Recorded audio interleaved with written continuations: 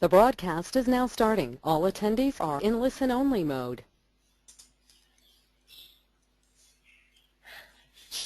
Hi everybody. Welcome to tonight's webinar, Getting Started with MYOB Part 2. Hopefully you can all hear me. Feel free to put up your hand or chat if you can't hear anything going on. So my name's Holly Goulet and I'm the tutor for 21110D, which is the MYOB 19.7 short course. I'm also the tutor for Set Up and Operate a Computerized Accounting System. So if you're doing either of those two, feel free to join in with tonight's webinar. It doesn't really matter which course you're doing, you can both participate without a problem. Here's a bit of an overview of what we're going to go through tonight. Basically what we'll be focusing on just a quick overview of the Accounts Command Center and the Banking Command Center within MYOB. First, I'll just go through where we've come from up until now. Then we'll go to the Accounts Command Center, so we'll be looking at general journal entries, preparing reports, backing up and restoring your data files, and then we'll move on to the Banking Command Center. So we'll have a look at editing accounts in the accounts list, an initial reconciliation, recording cash payments, receipts and deposits, saving recurring transactions. We'll look at preparing a monthly bank reconciliation, how to undo that bank reconciliation if you need to, and again looking at reports. At the very end we'll come to questions and answers, so if you come up with anything that you want to clarify that we've looked at during the session, try and save it till the question and answers section. And then at the very end we'll have a look at what's going to be in the next webinar after tonight. So where have we come from? This is the third webinar in a series. The first one was called Unpacking Assessments, and that was a general overview of your studies and what will be expected of you and how to go about a few things. The second webinar that I did was Getting Started with MYOB Part 1. So that was the first part of what we're looking at tonight, and that just covered an introduction to MYOB, looking at the command centers, just getting a feel for how to use things, and tonight will be a continuation of that. But don't worry if you haven't seen either of those two webinars. You don't need to have seen them to participate tonight, but if you want to have a look at them, then they should be available on OpenSpace. So if you log into OpenSpace, you should find them in there. Okay, so that's all I'll talk about with that. We'll move on to having a look at the Accounts Command Center within MYOB. And the first thing that we'll look at is recording a general journal entry. So I'm not going to go into too much detail, but we'll just sort of get a feel for MYOB. So this is the Accounts Command Center, and we're looking at how to record a general journal entry. So this button in the middle called Record Journal Entry, we click on that, and here we have the screen to enter that general journal entry. So what we have here is the general journal number. So this is GJ1. That's an automatically generated number. So if I just click on that, you can see that it's automatic. You can change that if you need to, but most of the time I just suggest leaving that how it is. Then you would enter the date for your general journal. Unfortunately, you need to put the backslashes in. You have to type out the date as it is. And then, as in any general journal entry, you would type in a memo. So if, for example, I was an owner contributing a motor vehicle to my business, I might put in owner contributed a van and as my memo. Now with the account numbers, I can either type in the account number if I know what it is, or I can use this arrow here to select from the list the account that I would like to use. So if I'm contributing a motor vehicle, usually you would put the debit entry first in a general journal transaction. The motor vehicle is an asset, so I would need to find the motor vehicle asset account. Motor vehicles at cost. So that's account 1-2710. Now, seeing that I already knew that I was looking for an asset account, I could use the look for box here at the top and type in 1. So every account starting with a 1 is an asset account, and that will narrow down the field of accounts that I have to look through to find what I'm looking for. So if I was looking for an expense account, I could type in 6 and it'd take me straight to the expense accounts.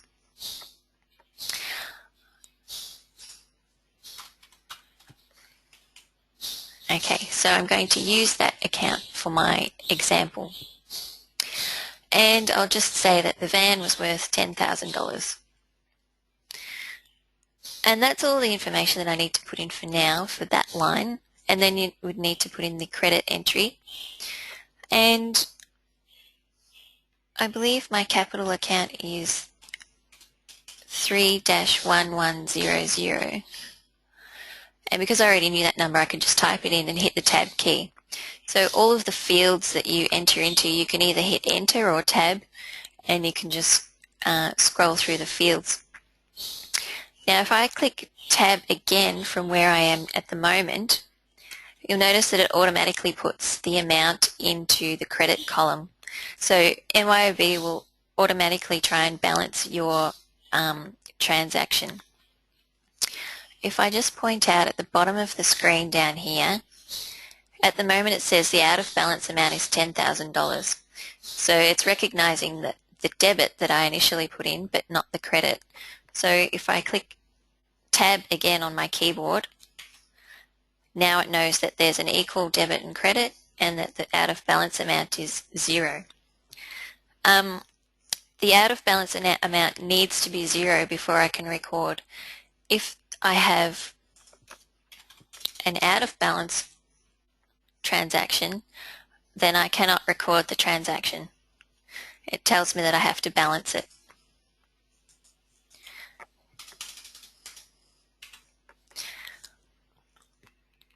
And then I can record my transaction. I should just point out as well the tax column on the very right hand side. You can click in there and choose the correct tax code. My transaction that I'm using as an example doesn't need one, but if you, for example, needed something that had GST on it, then you could change that here. And then once you're done there, click record. And that's it. So that's one of the functions within the Accounts Command Center.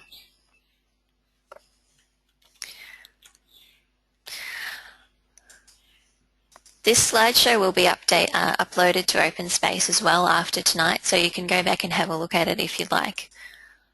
So you might notice me flicking through a few screens. It's because I've already explained it in MYOB. We don't need to look at the slides, but they will be available for you if you need to look at them.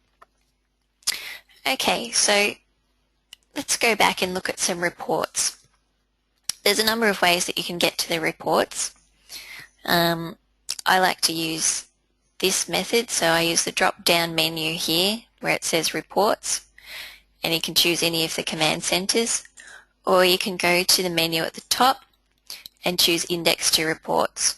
That'll take you to the same place. So each command center has its own set of reports.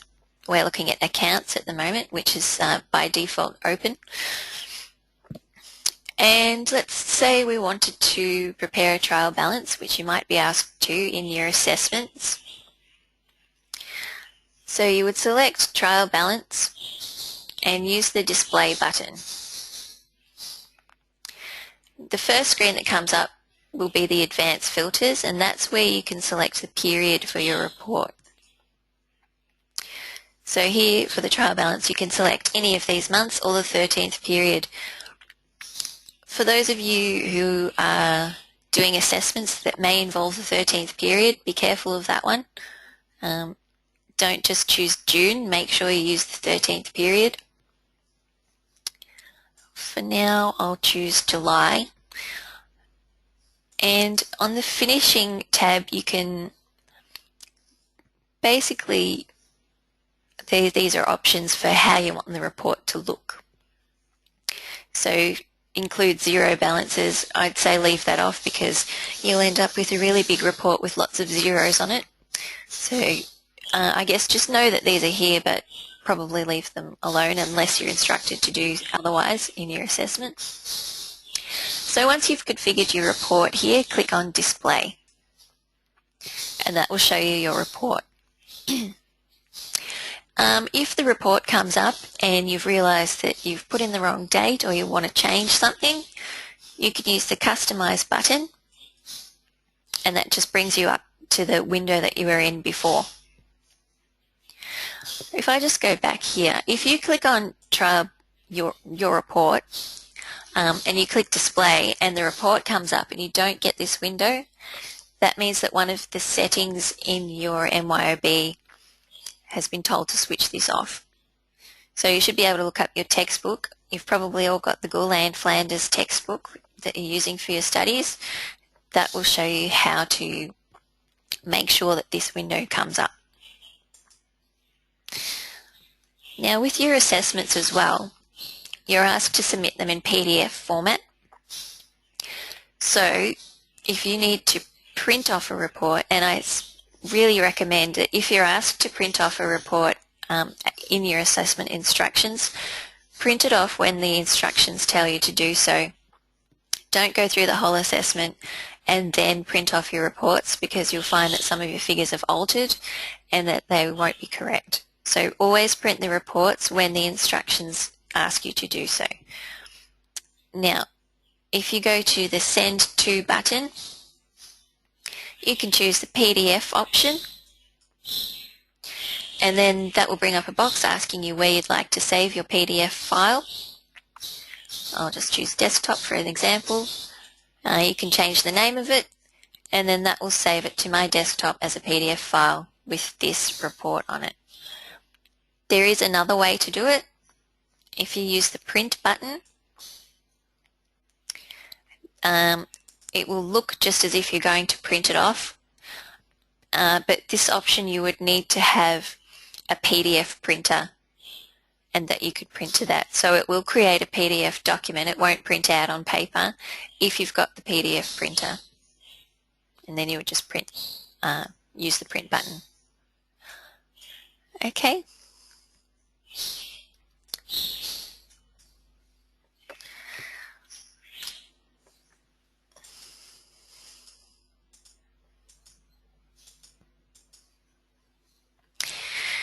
Now, let's talk about backing up your file.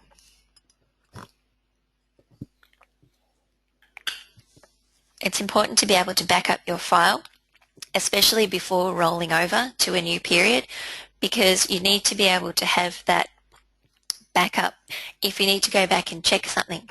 If you roll over your file, MYOB will purge entries, and therefore you won't be able to access them again once you've rolled over. So if you ever need to go back and look at them, you need to have the backup.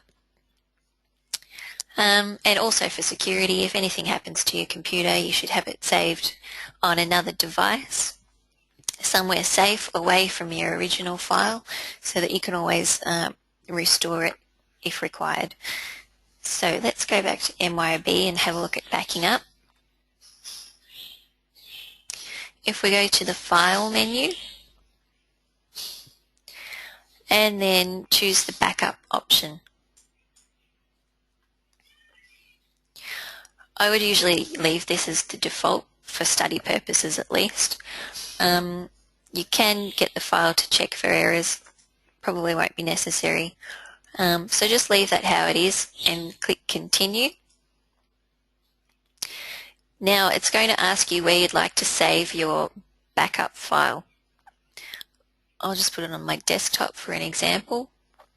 You can change the name of the file here. Make sure you remember which folder you've put it into. And you'll notice that it says .zip file, so it's a zipped file. I'll just call it test so that I know where it is. And then just click save. So you see that little box flash up and then it's gone, so it's backed up now.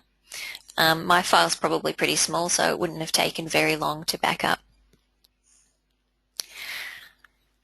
So assuming that you've got that saved somewhere safe, like a USB or an external hard drive, let's say that we now need to restore that file because something's happened, I need to look something up. How would I do that? Okay, so it's a pretty similar process. If I go back to File, I can choose the Restore option. And then I would locate my file, which is here on my desktop, and click on Open. Now what it's asking me to do is to save my .myo, my MYOB file, with a different name. So my file was sharp-uteach06. I'm going to save it with a 1 on the end just so I've got a different name, and save. And this is just telling me that the restored company file will be called what I called it, and it will be on my desktop. So that's done. It's restored and it's letting me log into my restored file. Okay. There is another way you can do that as well. If you go to File, Open File, and it's really just a matter of preference which method you prefer personally, you can choose the backed up file from here. Mine's not showing because I've already restored it, but you could just then go through the same process. You would select the backup. Here on this drop down box you would need to select all files. There it is. So choose all files and then your backup will show up, and then you can click Open, and then the same thing will happen. It will ask you to save it with a different name. It will tell you it's done it, and then it will allow you to log into that file.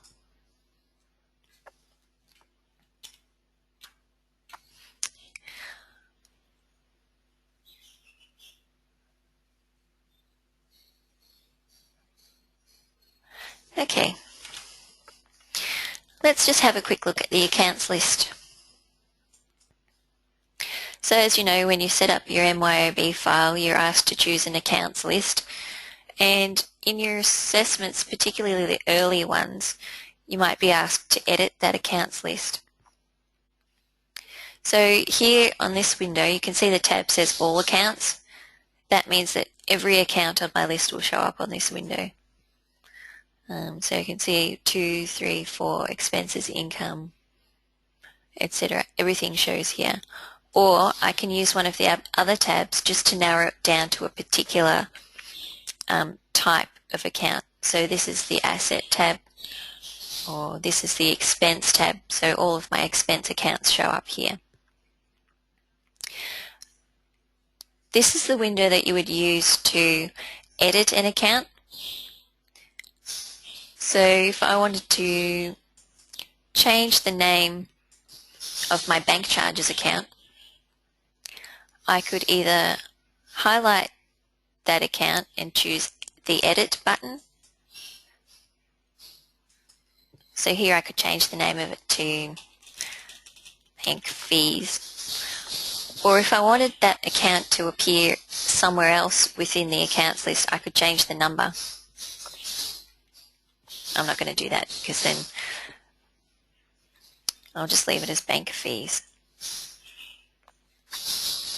You can also use this arrow to the left of each account. That will open up to the same place. Now see, some of these accounts are in bold. These ones, that means that they're a header account. They have sub-accounts. So advertising and promotion expenses has a total, and that total is calculated by the totals of the sub-accounts. So advertising is $62, in-store promotions is 0, and the total of that is the $62. Let's just say that operating expenses were a sub-account of advertising. They're not, but just for the example, I could use the down button to move operating expenses down. I'm indenting it to become a subcategory of advertising and promotion. So then if there were any amounts in these accounts, they would all become part of that total for that account.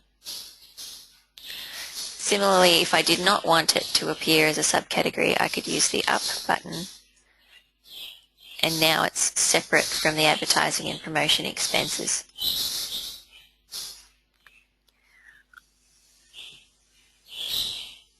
So I think that's all for the accounts list.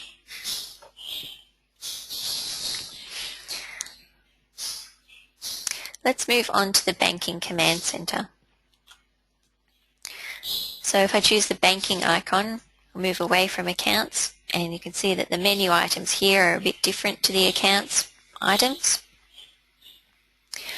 I'm going to show you how to do the initial reconciliation. So I'm not going to go into too much detail, so don't worry if you don't quite understand it. I'll give you some extra resources once I've finished explaining it. And I'm actually going to show you the example in the slideshow, not in MYOB, just because I've already prepared it ready for you.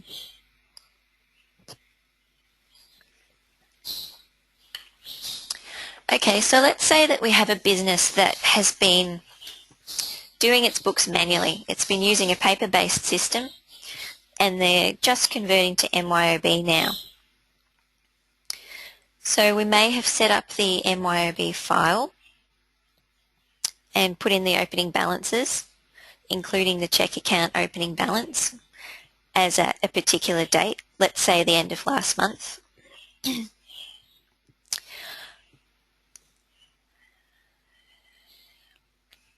And then what will happen is the bank is going to send us a statement.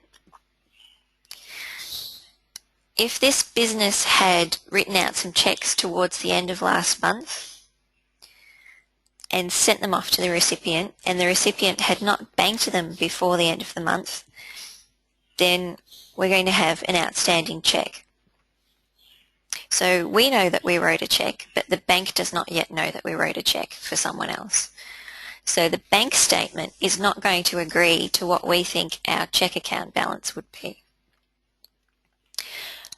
Now, because we already put opening balances into MYOB, we've already got the correct balance in there. MYOB will not let us put in cash transactions before the conversion date. So if the date that I convert to MYOB is the first day of the month, and I have transactions that I wrote before the first day of that month, then I sort of need to trick MYOB into putting them into the system. So I have a bank balance there that takes into account those checks, but the actual base transactions aren't in MYOB. The deposit and the check aren't in MYOB. So what we would have to do is use the reconcile account function. Now let's say that our balance in the account in MYOB at the moment is $3,836. The bank thinks that our balance is $4,522. So there's a discrepancy of $686 on the 1st of July. A business will only ever have to do this once when they're converting into MYOB. Every other time that you reconcile the bank, you'll just do a normal monthly bank reconciliation. This is just a special way that you do once at the start when they're converting to start using MYOB. So let's have a look what I've got on this screen. You'll notice that each transaction number appears twice. So number 739 appears twice, 740 appears twice, and CR1 appears twice. What I've actually done is to enter each transaction as a deposit and as a withdrawal. So I've put each amount into and out of the bank account so that the bank account balance itself actually stays the same. So I still have $3,836 in MYOB. 3 of these transactions are just dummies. They're sort of fake, just to get MYOB set up properly. And the dummy transactions are always the second one. So the second 739, the second 740, and the second CR1 are all dummy entries.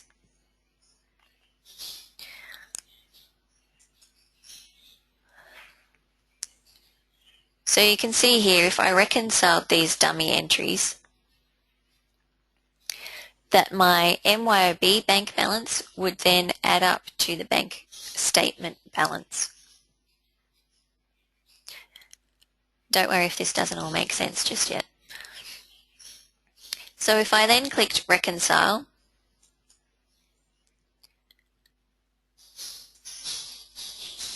you would have 3 outstanding items. So the dummy entries have been cleared away, and MYOB now recognises that we wrote some checks out that are outstanding according to the bank, and there's a deposit on this example as well. So there's now a transaction basic in MYOB.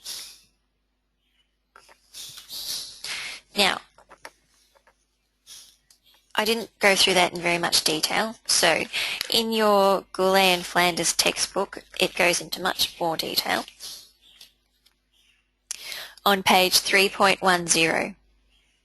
So you can have a read through that. Now also in your textbook, at the back of the book there's a DVD. And on that DVD there's a number of what we call U-Watch tutorials. The author has actually gone through and recorded some tutorials for you to watch on your computer, and preparing the initial reconciliation is one of those. So feel free to have a look at that. You can watch it as many times as you like until you feel comfortable with it. And sometimes it's easier just to watch a tutorial than it is to read through the book yourself, but once you've had a look at that, that should all make sense.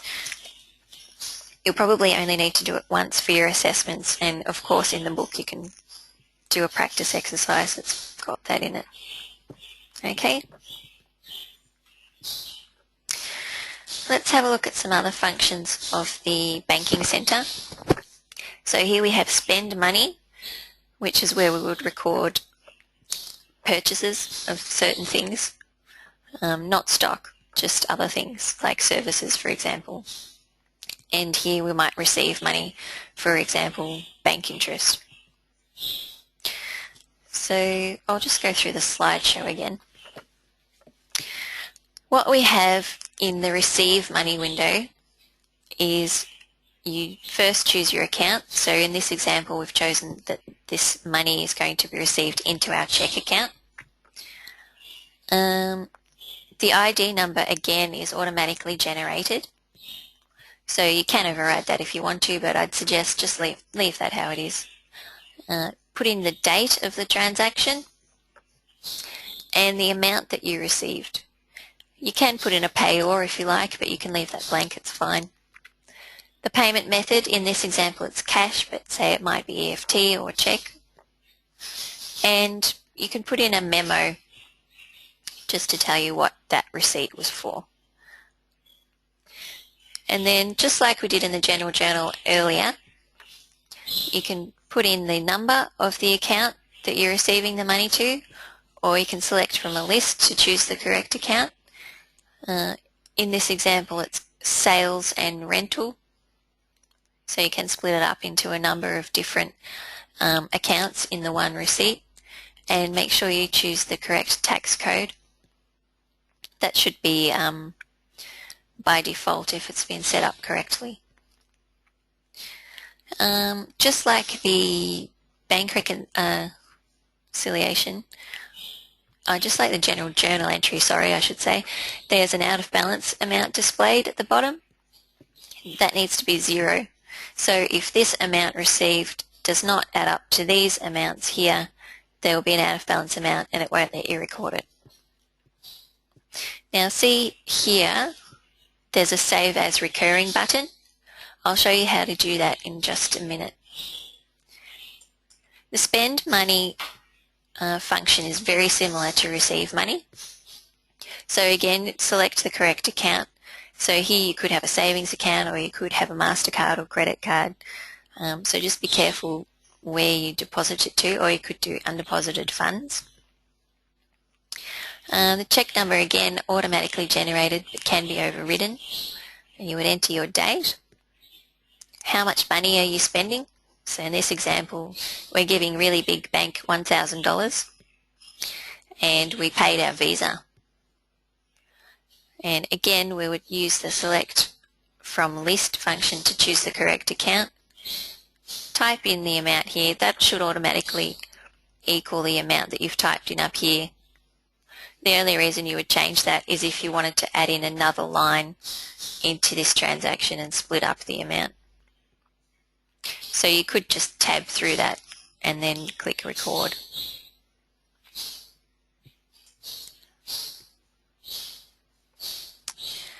Okay. So if this, in either the spend money or the receive money, you had chosen, I should say receive money, if you had chosen undeposited funds, then there would come a point in time where you had a number of undeposited funds that you had received from a customer, but you had not yet put them into the bank account. And at some point you would want to put them into the bank account, and then you need to tell MYOB that you've done that.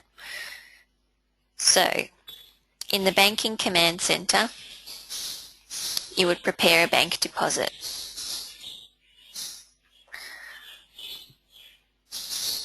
I'll just show you on the slide because it's already been done. Select receipts by, you could change the method, but I just use that as all methods. The ID number is automatically generated. Choose the date that you're making the deposit. The memo can just be bank deposit or another memo if your instructions tell you to do so. And what comes up in the list should be all of the undeposited amounts that you've recorded. So in this instance, I've recorded 3 and I'm going to deposit all of them. So I make sure that they're all ticked in the right-hand column. So my total deposit will add up to $4,520.40. If I hadn't deposited all of them, then I could just untick the one that I hadn't deposited. And then I could click record. So that's all you would need to do for that. Now I mentioned before recurring transactions. It's the same in spend money or receive money. If I was recording, let's say, $100 worth of accounting fees,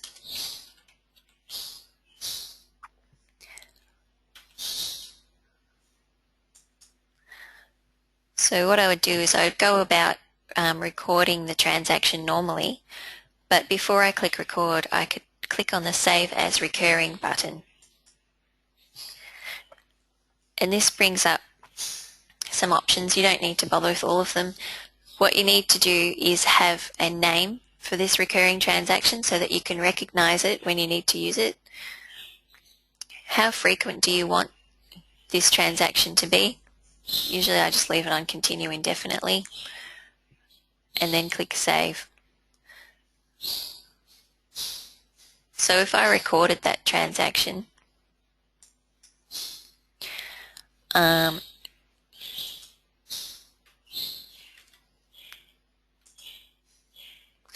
and then I wanted to record another one later on, say it's a month later and I'm paying tax agent fees again, I could use the recurring button. And the recurring transaction that I've set up shows there. So I could highlight that, click the select button, and you can see that my spend money transaction is pre-populated with that information that I saved before.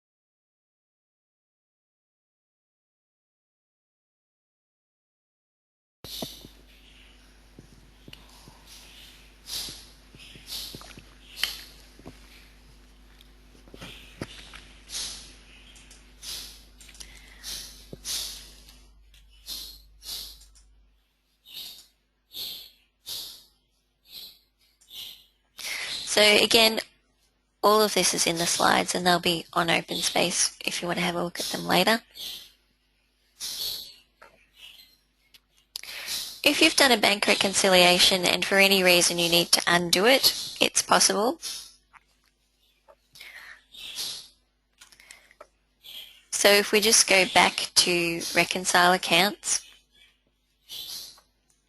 we choose the check account. The actions button down here will allow you to undo the reconciliation. And it's the very first option there in that menu, undo reconciliation. It will show me the date that the account was last reconciled. 31st of July is correct. And I'll just click on undo reconciliation. And here's the message telling me that that's been successful, which is good. So now if I typed in that bank statement date again, all of those transactions come back again. And then you could do it again.